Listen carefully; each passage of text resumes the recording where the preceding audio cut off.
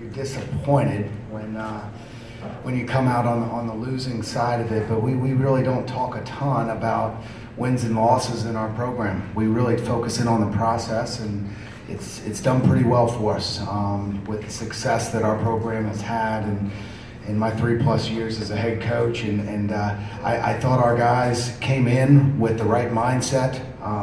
It's a tremendous tradition here. What an environment. Beautiful facility, and I don't think it had any effect on our guys. And that was a phenomenal feeling to watch our guys, just the poise. Now, the players on the court, that did affect the game. Kentucky has very good players. They're young, but they're very well coached. And they created some obstacles out there that were really, really difficult to overcome. We knew coming into the game, rebounding was going to be a challenge. We play undersized and try and throw our own mismatches out there. You all saw us at points. We were really hard to guard. I mean, we forced them into a zone. They were struggling to keep us in front, and we were getting open shots and making it, and they changed the tempo of the game with that. And so that was kind of where the game changed, and our energy levels changed, and that's an area where we're usually pretty good. We have great contagious positive energy. We struggled in that area, and I thought Kentucky came out of halftime, and had a really good focus about it, and kind of that first 5 minutes of second half, last 5 minutes of first half is where we let it get away from us. I'm disappointed, but at the same time, I'm blessed to have had the opportunity to bring our team here to play against University of Kentucky. What a great opportunity for our team. You have a question?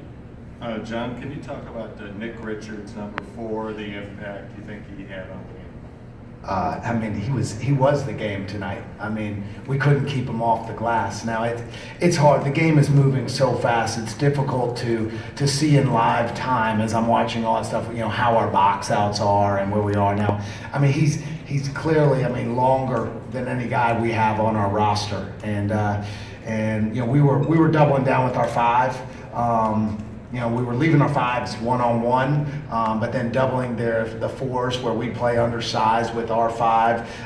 And so we chose to do that. It's tough to do both. We haven't been able to figure that out with our young group yet. And so, he made some shots early playing one-on-one against our guys. And that's a credit to him, and he got some deep catches. But really, where it hurt us was on the glass with his length. And he totally changed the game for Kentucky, and had a great night. He's a good player.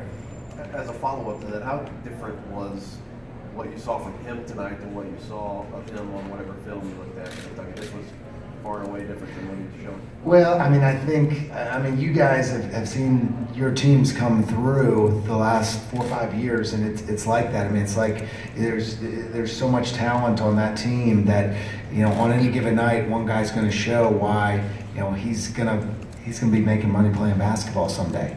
And so that's where he stepped up tonight. With that opportunity, and did a great job. And we were honestly really worried on Sasha because we were going to try and sag off. We were really trying to protect our 4s against PJ with how aggressive he is, and we go undersized there. And so the fact that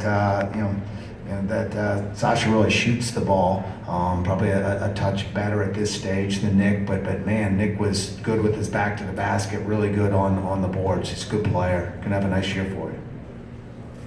John, you made 12, I think, of 37 threes. How many do you think you needed to make to compete, keep it right there all the way down? It's funny, we don't even talk a lot in our program about shooting the 3. We talk about making the right play. We talk about passing up good shots for great shots. When you draw a crowd, manage the crowd, and if you can get, we've historically done a good job of winning both lines, the free throw line and the 3-point line.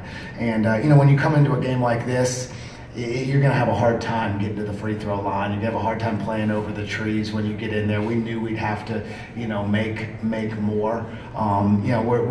We've been really, really efficient at it. We haven't quite been there this year. The last 2 years we've been top 10 in the country in 3-point shooting, 2-point field goal percentage, assists. This year our numbers off a little bit. I spent more time working on our defense this summer, but that part will improve. Honestly, with the way that they were out rebounding us, we probably need to have about 25, and we haven't done that in our career, or in my career or our program yet. So not enough tonight.